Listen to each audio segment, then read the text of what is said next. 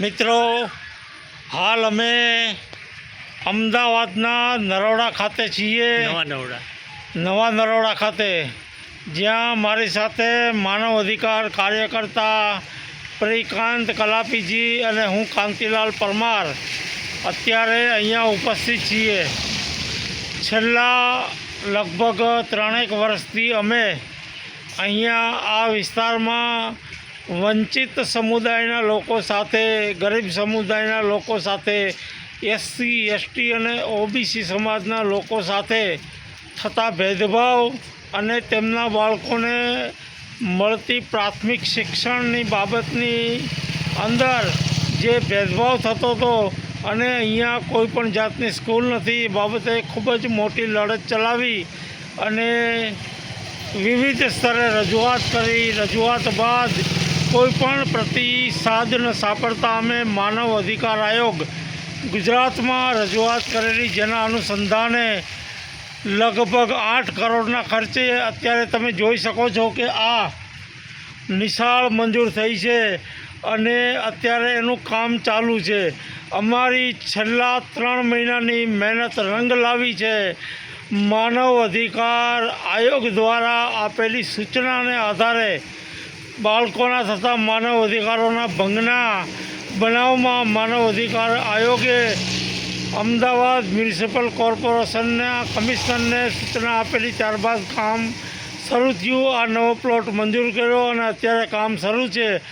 એટલે અહીંયા SC ST OBC નબળા વર્ગના બાળકોને શિક્ષણ મળશે અને આ એક નવો અધ્યાય શરૂ થશે, જે ખૂબ જ અમારી છેલ્લા 3 વર્ષની મારી અને પ્રિકાંત કલાપીજીની લડતના આધારે આ સપનું સાકાર બન્યું છે.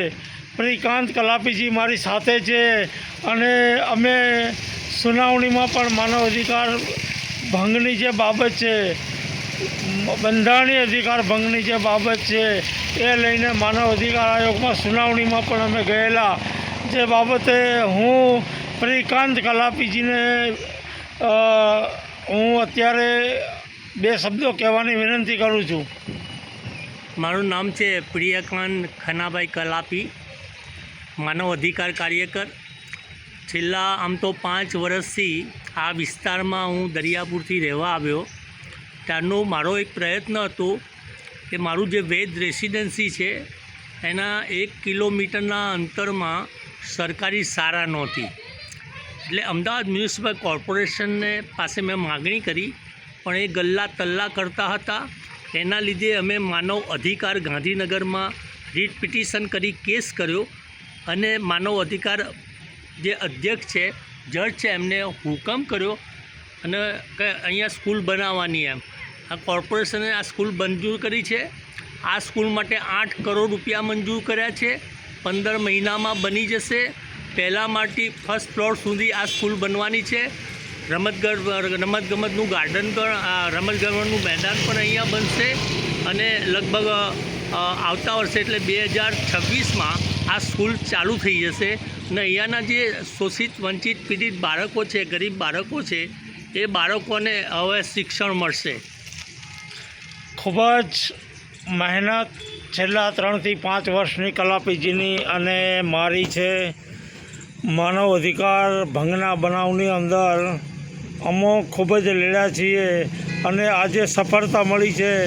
એનો સ્પષ્ટ આનંદ તમે પીકે કલાપીજી અને મારા તમે મોઢે જોઈ શકો છો કે બાળકોના જે કાંઈ હક અને અધિકાર છે એની માટે અમે લડ્યા છીએ. Nothing is impossible. હા, અને સતત લડ્યા છીએ. કોઈપણ જાતના અમે ભેદભાવ વગર, કોઈપણ જાતના ડર વગર, કોઈપણ જાતની એવી માનસિકતા વગર કે અમે લડીશું અને જરૂર સફળ થઈશું. અને આજે તમે જુઓ કે સફળતાના શિખરે અમે પહોંચ્યા છીએ.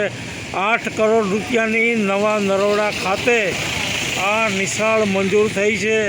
અધિકારીઓએ અનેક ધમપછાડા કર્યા અને આ નિશાળ મંજૂર ન થાય તે માટેની કોશિશ કરી, પણ આખરે અમારી જીત થઈ છે, સમાજની જીત થઈ છે અને જે લોકો માનવ અધિકારો માટે લડે છે એ લોકોની જીત થઈ છે. ખૂબ ખૂબ અભિનંદન.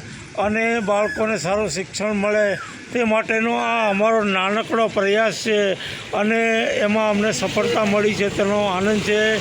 જય ભીમ, નમો બુદ્ધાય. અને સૌથી મોટી વાત છે કે સંવિધાનની જીત છે.